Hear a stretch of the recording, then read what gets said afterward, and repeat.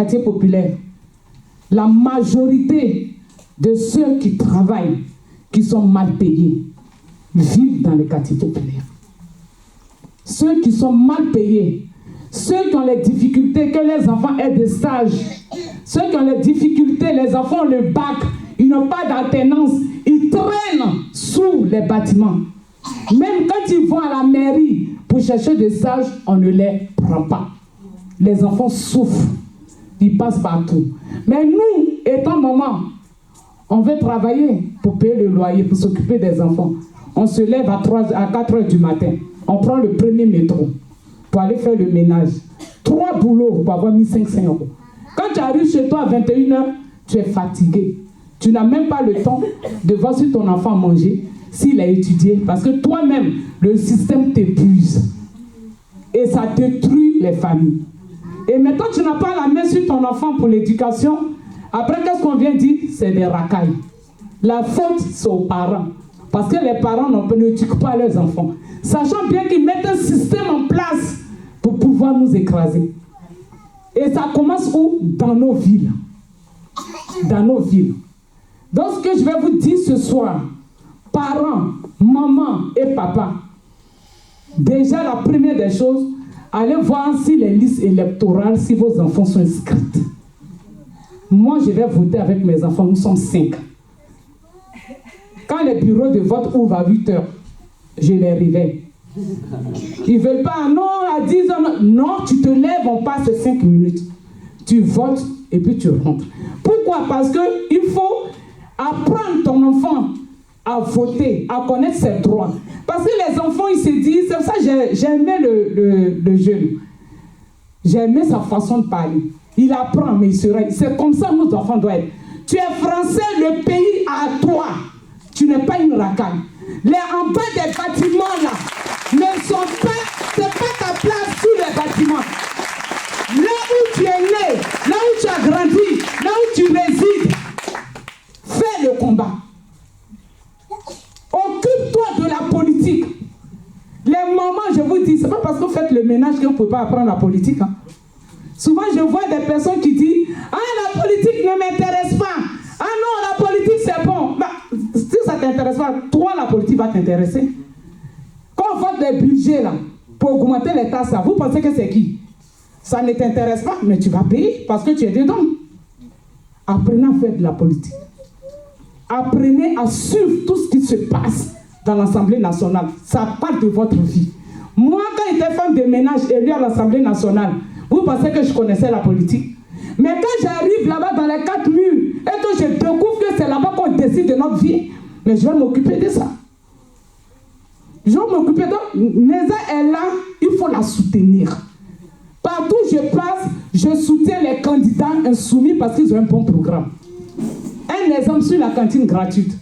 Je pense qu'en 2017, c'était la campagne présidentielle où la France insoumise avait dit cantine gratuite.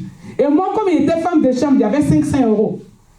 Mon fils, il a dit quoi? Maman vote Jean-Luc Mélenchon. J'ai dit, mais pourquoi? Parce que je veux manger à la cantine. Puisqu'il ne mangeait pas à la cantine, parce que je n'avais pas d'argent pour payer. Pour quelqu'un qui a 400, souvent 500 €, je ne peux pas payer une cantine de 102 € ou bien 89 €. Ça déduit mon salaire, ce n'est pas assez. Et l'enfant, il était content. Combien d'enfants d'Agriculture peuvent manger à la cantine gratuite? Combien de parents qui ne veulent pas payer des cantines parce qu'ils n'ont pas les moyens pour que les enfants puissent manger à la cantine? Mais si vous avez un programme sur la table, vous ne prenez pas. Vous acceptez. Acceptez ce qu'il faut dans votre truc droit. Ne refusez pas. Regardez les programmes. Tu ne sais pas lire, tu demandes à ton enfant, lis-moi. Je veux comprendre le programme de telle personne. Vous avez un maire qui ne fout rien. Vous le savez très bien. Vous avez un maire qui fait de la blablabla. Vous savez, il a fait combien d'années? Combien d'années il est là? 30 ans. Pourquoi il est là 30 ans? Parce qu'il fait du clientélisme. Parce qu'il fait du clientélisme. Et ceux qui font du clientélisme là, ce sont les gens là, les habitants qui acceptent le clientélisme. Vote pour moi, je vais te donner une maison. Vote pour moi, je vais prendre ton enfant au travail. Vote pour moi, je vais te donner du boulot. Vote pour moi, je vais te donner une maison. Ah,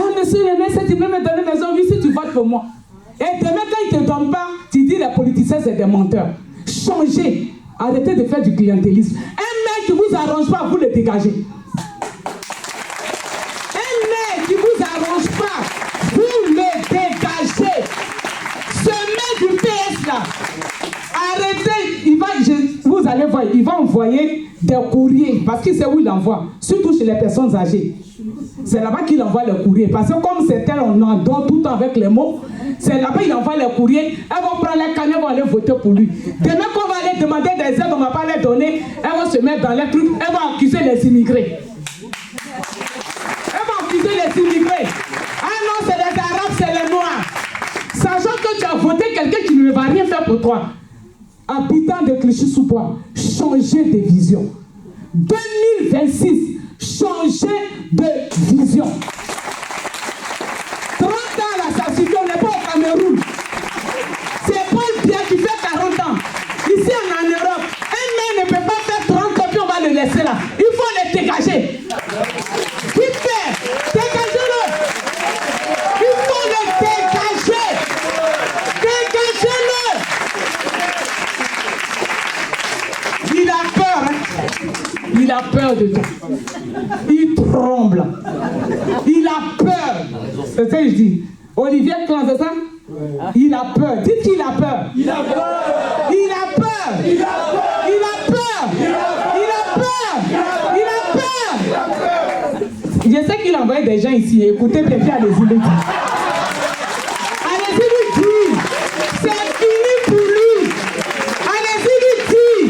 2026 là, c'est fini. Il ne sera plus maire. Parce qu'on a une maman qui est là. Une femme de cœur. Celle qui peut écouter le peuple. Celle qui est proche du peuple. Vous ne voulez pas ça? Si elle ne gagne pas, non, Clichy-sous-Bois, ce n'est pas la peine.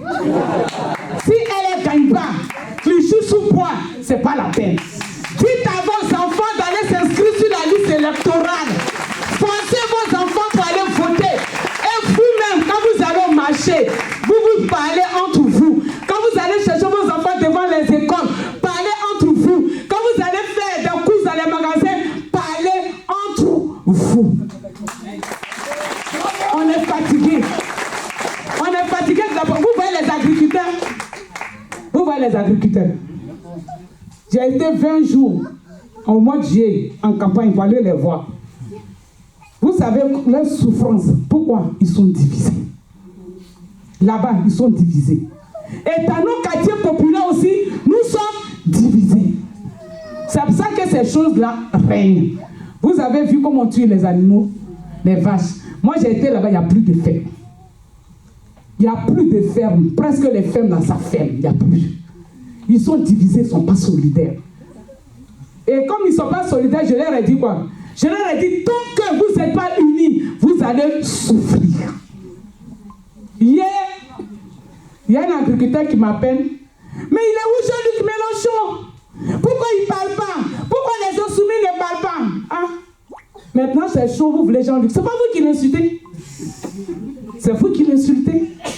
Jean-Luc Mélenchon, c'est vous qui l'insultez. Maintenant c'est chaud, il faut qu'il parle. Il ne parlera pas. Il ne va pas parler. Comme ça, là, vous allez comprendre. Vous votez qui? La droite et l'extrême droite. Appelez Marie-Le Pen. Appelez Jordan Bardella. Allez-y. Dites-leur de venir plaider votre cause. Parce que ce sont eux que vous votez. Parce que les gauchistes sont vos ennemis. On ne parlera pas. Donc, habitants de Clichy-sous-Bois, mon message est que soyez solidaires.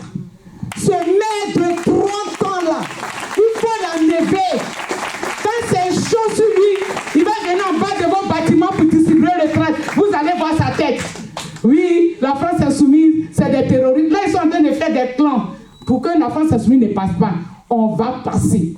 Et mon dernier message, vous avez eu New York, les habitants de New York. Il faut que ce soit les hommes de Clichy-sous-Bois. New York, quelle diabolisation ils n'ont pas fait? Si, mon ami. Quelle diabolisation ils n'ont pas fait? Des gens qui ont l'argent, des milliardaires, ils ont mis plein d'argent pour ne pas qu'ils gagnent. Les gens ont dit quoi? C'est lui qu'on veut.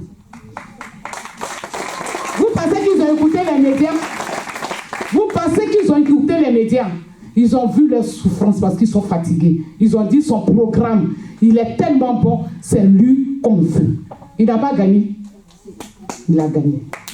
Pourquoi? Parce que les New-Yorkais ont décidé que ça soit lui. Ils ne sont pas restés chez lui. Ils sont sortis avec leurs enfants, leurs cousins, leurs frères, leurs maris, leurs femmes pour aller dans les bureaux de vote. Pour aller voter pour lui. Imaginez-vous qu'il disait que non, moi, nous, la politique, non, on ne fait rien. Vous pensez qu'il allait gagner? Notre combat, c'est dans les urnes aussi. Les gens ont peur d'aller dans la rue. Les urnes, ça change beaucoup de choses. Ne négligez pas ça. Il y a des gens qui n'ont jamais voté.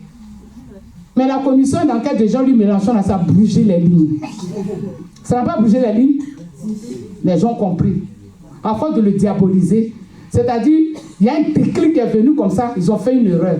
Et ça ouvert. C'est-à-dire, CNews avait retourné la tête des gens, mais cette comme ça a ramené la tête des gens. Ça a réveillé comme ça, il a dit, tu restes sur les réseaux, les gens bougent. Ah non, moi j'ai jamais voté, mais je vais voter pour lui parce qu'il est dans la vérité. Donc, tout ce qui est insoumis, tout ce que vous voyez insoumis, votez pour eux parce qu'ils sont dans la vérité. Ils sont dans la vérité. Ils sont là pour vous. Aidez notre camarade. Soyez auprès d'elle. Soyez sa béquille. Tenez-la pour qu'elle marche, pour qu'elle arrive à la mairie. Vous n'allez pas regretter. Il y a des gens qui ont des maisons insalubres. Il y a des gens qui n'arrivent même pas à payer les maisons. Il y a des travaux, il y a des moisissures partout. Le maire ne fait même pas les travaux. Mais il ne va même pas voir les bailleurs pour négocier, pour faire les travaux. Et les gens tombent dans des maisons pourries et chères. Et vous êtes là. On dit le municipal, c'est le 15 et le 22 mars. Et vous allez dormir chez vous. Vous allez vous asseoir chez vous. Vous n'allez rien faire. Et ce maire de 30 ans va venir faire 40 ans, 50 ans, comme au Cameroun. Soyons solidaires.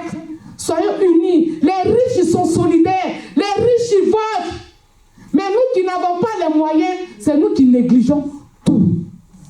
C'est nous qui ne nous prenons pas au sérieux. C'est nous qui détestons telle personne. Non, je n'aime pas sa tête, je ne vote pas pour elle. On ne t'a pas dit de l'aimer. Moi, je dis toujours aux gens, qui vous a dit de mettre Jean-Luc Mélenchon dans votre lit? Qui vous a dit?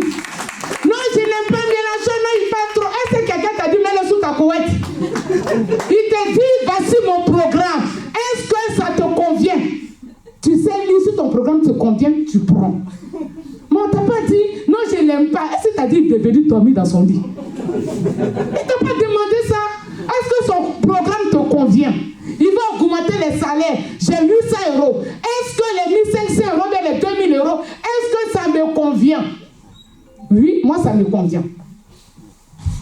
Moi, ça me convient. Parce que finir avec 800 €, 1000 €, là, on ne peut pas. Les loyers ont tout augmenté. Les factures ont augmenté. On ne peut plus manger. Mais quelqu'un qui sort du lot, qui vient, qui te dit une cantine gratuite, toi, tu vas dire tu ne veux pas.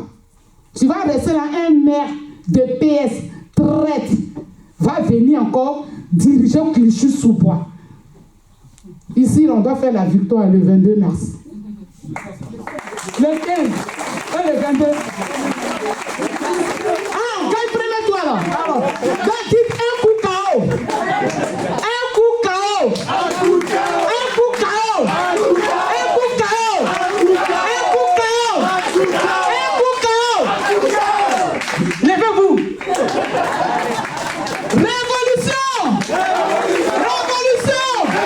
Révolution. Révolution. Un coup KO. Un coup KO. Un coup KO. Un coup KO. Vous êtes sûr que c'est un coup KO? Vous êtes sûr que c'est un coup KO? Ils ont tenu parole ici. C'est promis, hein? Un coup KO. Ok, va. Merci beaucoup. Et puis, la lutte continue.